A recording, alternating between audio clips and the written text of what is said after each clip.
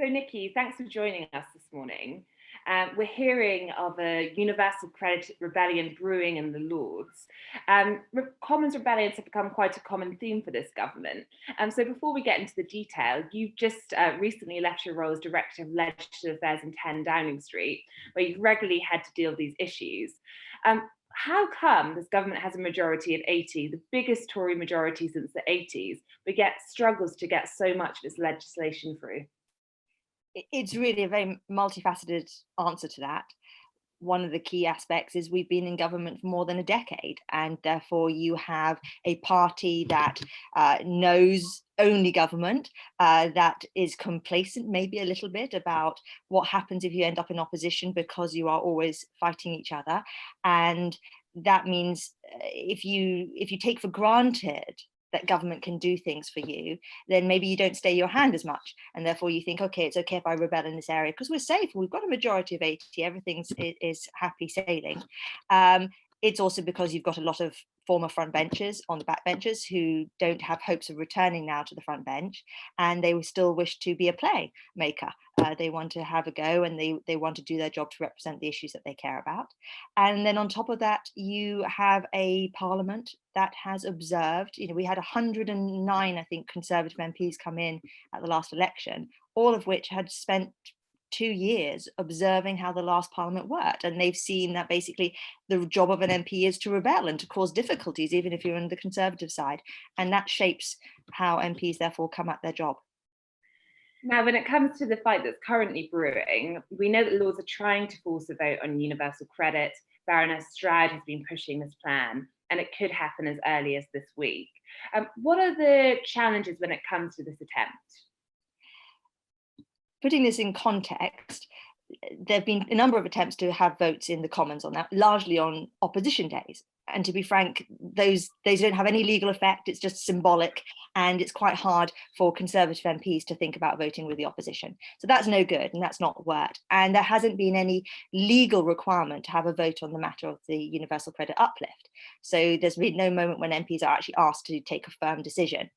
What I understand IDS and Philippa Stroud are trying to facilitate is to force there to be a vote, even though actually the uplift is now gone. They want to now have it to try and reinsert it. Their vehicle, and this is again, I talked about that hangover from Brexit. Having observed the tactics that happened then, they have cast around, they've looked for a bill which they could maybe attach this issue to, and they've come up with what's the Social Security Bill, and that's basically the bill to stop the triple lock for just 1 year to sort out this issue. And the Commons is really very clear on the kinds of things you can attach to a bill, and we talk about scope a lot, and this wasn't possible in the Commons because they said, no, this is to do with pensions, you can't do universal credit there. However, the Lords are much more permissive, and what they're trying to do is to use that permissiveness, that idea that the Lords can get away with a little bit more, to stick it in the Lords, and then when it comes back to the Commons at ping pong, they might then be able to force a vote and force MPs to be able to do something. Now, despite precedents, this wouldn't be the first time the Lords have intervened on financial affairs. In 2015, you had the then Chancellor George Osborne suffer a blow to his authority when peers voted to delay tax credit cuts. That led the then Prime Minister David Cameron to accuse peers of breaking constitutional convention, talk of a rapid review. Do you think we could see a similar scene from Boris Johnson? What's his view on the Lords from your experience working with him? I think you also had to put, again, this in the context of Brexit. You have a Prime Minister who has seen the Lords actively work with parliamentarians in the Commons to obstruct. And the levels of rebellion, the levels of defeat that the Lords have inflicted have been sky high recently. I think that over 53% of votes are a defeat for the government. And that is out of whack with everything that's come in recent years. So the House of the Lords has become recently a house of opposition. And that is shaping how this Prime Minister views the Lords. No longer are they a scrutinizing chamber. They view themselves as sort of, there to obstruct or to really challenge the government and to sort of take on board that Commons supremacy. So even though you've got a majority and a solid majority of MPs saying, no, we want to push ahead, the Lords are frequently now saying, but we're going to force you to think again. Well, we don't care that you've just given us a solid majority in favour of something. We're going to force you. And certainly in the last year, I was surprised to see the degree to which the Lords were willing, and when we say the Lords, the willingness of some of the opposition front benchers to to cut a deal and then rescind from it, to abandon convention, etc. And all of that means that bit by bit, you'll see a number 10 and a prime minister increasingly feeling that the balance between the two chambers is being pushed out of whack. So yes, I would say that this is part of that pathway. And it's interesting you speak about Brexit and the impact it's had, because when Baroness Stroud was speaking on second reading about her universal credit plans, she cited Brexit, saying actually Brexit is about taking back control, it's about active democratic decision making, suggesting in a way it's invigorated the Lords to step in. How do you think Brexit has changed how both peers and MPs behave on legislative affairs? Because you were there, front row seat in 10 Downing Street, in one of the really strangest periods where Constitution Convention was constantly turned on its head. If I can, though, I'm just going to be very naughty and do that thing of answering a question that I was allergic to. I would just first of all question this idea that Brexit entitles the Lords to make this kind of amendment, because this goes back to a very fundamental right.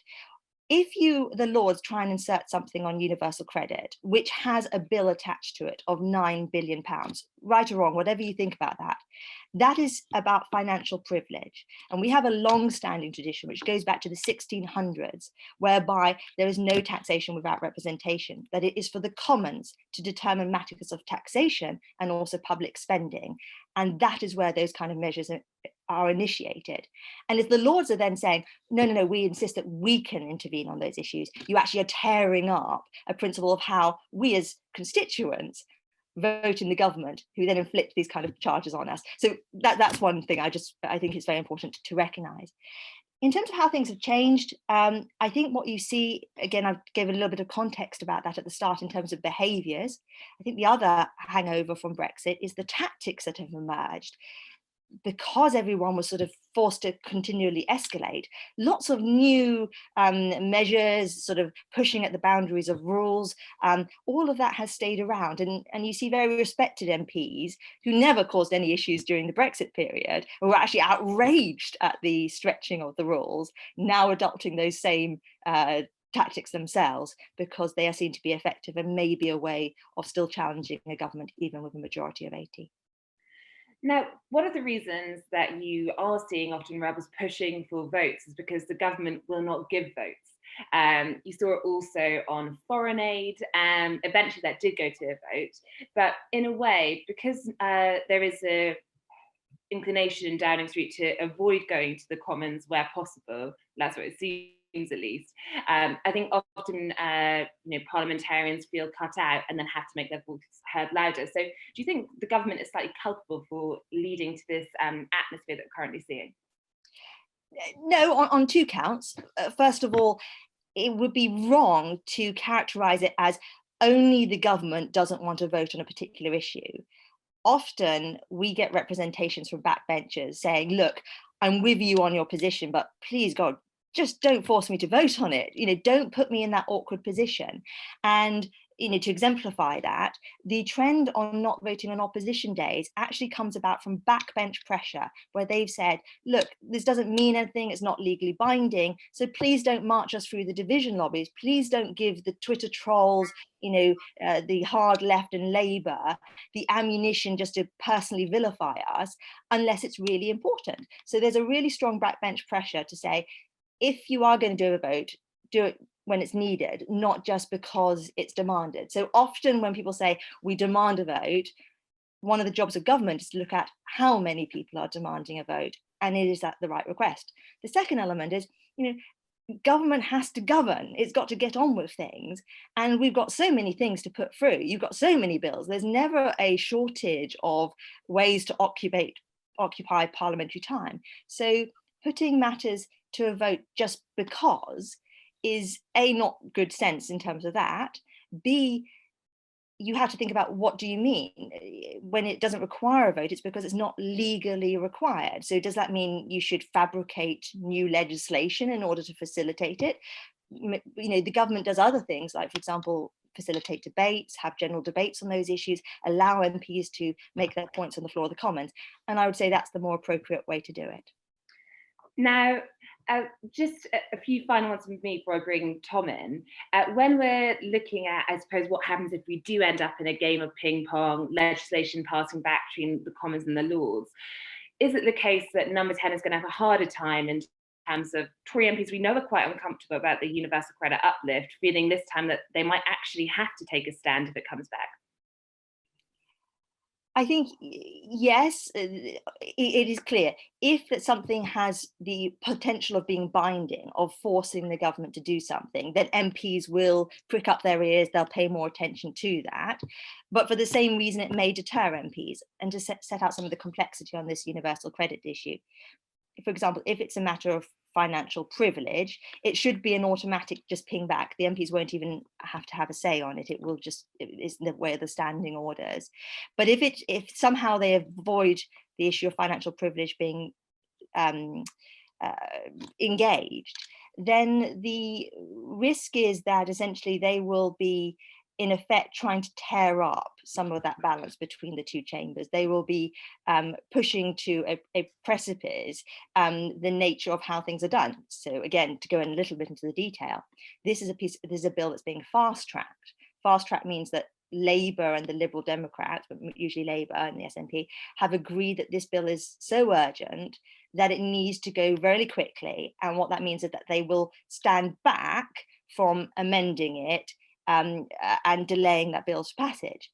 If then those deals are, abandoned because there's an opportunity to score a political point, then you have a situation whereby future deals won't be made and everything starts just to be gummed up. Again, the lesson from Brexit is when rules are broken, standards descend, and then they keep on descending. You can't put things back in the box.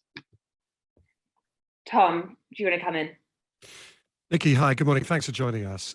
I was fascinated by your comment there that the Lords is looking increasingly like a house of opposition rather than a scrutinising chamber, and that's shaping how the Prime Minister views the House of Lords. So may I ask you, you know his mind, how does the Prime Minister view this House of Lords? I think he's actually spoken on the record about this, or it's been leaked from meetings. This is a prime minister that believes in democracy. He fought an election on the right for the people to choose what happens and to put in place a government, and he's been returned with an 80-seat majority. For then a Lords with, again, you've got to look at the numbers. There is an inbuilt majority against the government of the day of over 100 MPs, 100 peers, and that means that the Lords have the power to be particularly obstructive. And then so that's the context. But then if you lay on it, the individual conversations I had to have with him over a number of bills of, Prime Minister, I'm really sorry, I've got to raise it with you. There's this going on. The Lords are pushing for a concession here. Our MPs are holding solid, but it's possible the Lords could jeopardize the bill because of some of the procedural rules around. And, maybe we have to give something. And it's difficult for me, I saw over the last year, I'd often say to the Prime Minister, let's try and give a front of reasonableness. Let's give a little concession here. I promise you it will put the issue to bed. And we'd do that. And then Labour or Liberal Democrats would often row back from that. They say, well, thank you very much. We are going to push this again to a vote. And suddenly you've gone from a position of saying the old way of doing things, of coming to some sort of compromise, doesn't stand. And the Lords will just do whatever they want. That frustrated him, presumably. Oh, absolutely. I mean, this is a prime minister that's not necessarily one for, a few prime ministers are for procedural detail. And I'm taxing his morning meetings with a quite detailed conversation about, this is how ping pong works. And here's the rules of double insistence PM and, etc. And these are the procedural reasons why, Prime Minister, we might do something, even though your instinct is not to give the Lords anything and just to rely on the common strength. And then to say, actually, Prime Minister, I advised you wrong. I thought we could do a deal here, and they've gone back for that. So yes, it angers because it's the advice he's getting is encouraging him to give way on policy, and he's doing that, and then he's finding that that trust is badly paid. So do you think he's of the view, therefore, that the House of Lords really is now ripe for reform if he just simply can't get his democratically elected mandate through it? I would probably point to I think there will be an instinct there, and it's about watching, and there'll be many people saying, look, let's see how it pans out. You've had some change of leadership in the Lords on the opposition benches. See how they recalibrate, see how things go. He'll be aware, of the message that I gave often is that no government wins votes on Lords reform. It's just not a manifesto winner. Despite, the Lib Dems going many times on this, it's not particularly sexy or interesting. And so, you could waste a lot of time on constitutional reform without a lot of bang for your buck, and you've got a lot of things to get on with, Prime Minister. You're a great reforming Prime Minister. You've got a big legislative load. So going head to head with the Lords on massive reform may be difficult. However, he'd like to. His wish is there. I think it's about, it's a watch and see, I would say. Finally, Nikki, you've remained one of the few constants in Downing Street as Number 10's Director of Legislative Affairs for some while, when Theresa May and her team left and then Boris Johnson's arrived. Now, we all know Boris has quite a different style to his predecessor. What was it like to work with as an individual? It's fascinating, and he is an extraordinary politician, and it's so difficult to sum up, and people ask you that. And I think for me, what struck me is his ability, and everyone says this, his ability to connect. And if I may, I'll give you an example. On the day we were in Admiralty House, so this is the day of the changeover between two prime ministers, it's an extraordinary moment. And what they do is they put the new prime minister's team in Admiralty House, and then they walk you in the back of Downing Street as the old prime minister's team are leaving. And we were there, and some of the front of house staff came over from Number 10 to check if we needed sandwiches or anything. And they went up to the boss and PM and said, do you want a sandwich, etc. And he broke off from writing his speech that he was going to give on the steps of Downing Street to say, oh, thank you very much. He shook their hands and said, but look, who's paying for this? Do you need some money? And he was just so personable, and he's always shown that. And he's and I saw then, coming back from maternity leave, when he was trying to wrestle with the pressures of COVID and the weight on his shoulders. And it was extraordinary to see. I've seen this man both go through these trials of Brexit, but then rise to this particular challenge. And for whatever anyone will say, I saw tremendous leadership and, responsibility. And I will always be very, very privileged to have worked for him.